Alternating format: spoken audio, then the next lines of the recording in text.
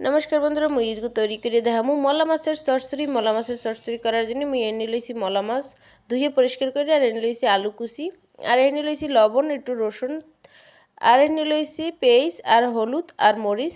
আপনারা চাইলে এর ভিতর টমেটোও দিতে পারেন, কিন্তু মুই টমেটো ছাড়াই চরচড়িটা তৈরি করবো। এই যে কড়াইতে তেল বসাই দিছি, তেলের ভিতর দিয়ে দিলাম পেঁয়াজটা একটু ভাজা ভাজা করে তারপর এর মধ্যে দিয়ে দিব রসুন আর লবণ দিয়ে দিব। এই যে রসুন আর লবণ দিয়ে আমি পেস্টটা সুন্দর করে ভাজা ভাজা করে নেবো, আর রসুনটাও একটু ভাজা ভাজা করে নিতে হইবে।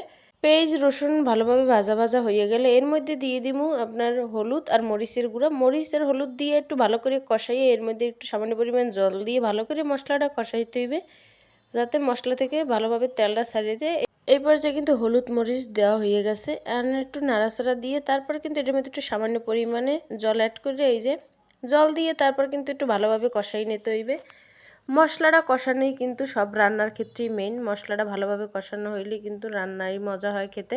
এই যে এই পর্যায়ে আলু কিন্তু দিয়ে দিছি, আলু দিয়ে একটু নাড়াচাড়া করে নিয়ে তারপরে কিন্তু মলা মাছগুলো দিয়ে দিব। মলা মাছটা দিয়ে কিন্তু অনেকক্ষণ কষাইতে হইবে।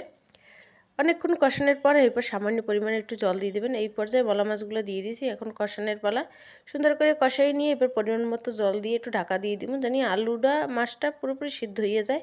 এই পর্যায়ে কিন্তু কষাইতে আসি, সুন্দর করে কষানো হয়ে গেলে তখন কিন্তু একটু জল দিয়ে দিব। এই যে কষানো এই পর্যায়ে রেডি, এখন জল দিয়ে দিব পরিমাপ মতো, বেশি কথা নেই না, অল্প একটু জল, যাতে আলুগুলো সিদ্ধ হয়।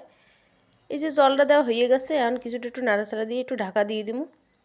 কিছুক্ষণ ঢাকা দিয়ে রাখে এবার কিন্তু ঢাকাটা তুললে জলটা টানাই ফেলাইতে হইবে। এই যে ঢাকা দিয়ে দিতে আসি, ঢাকা দিয়ে প্রায় 3-4 মিনিট রাখার পর কিন্তু ঢাকনাটা তুললে ফেলাইতে হইবে। এই যে ঢাকনা তুললে কিন্তু এই যে মাছের যে জলটা আছে ওইটা কিন্তু শুকাই ফেলাইতে হইবে আস্তে আস্তে জাল করে।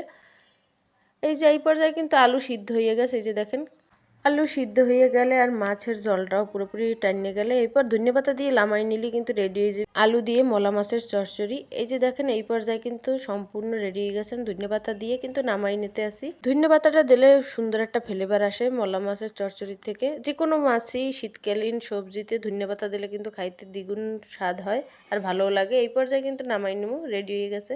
এই যে দেখেন কি সুন্দর লাগছে দেখতে, মলা মাছের চচ্চড়ি কিন্তু রেডি হয়ে গেছে। এরকমের আপনার একবার হলেও বাসায় সামান্য উপকরণ দিয়ে রান্না করে খাইয়ে দেখবেন, খুবই খুবই টেস্টি একটা রেসিপি। ভিডিওটি ভালো লাগলে অবশ্যই লাইক কমেন্ট শেয়ার করে দেবেন। সবাই ভালো থাকবেন, সুস্থ থাকবেন।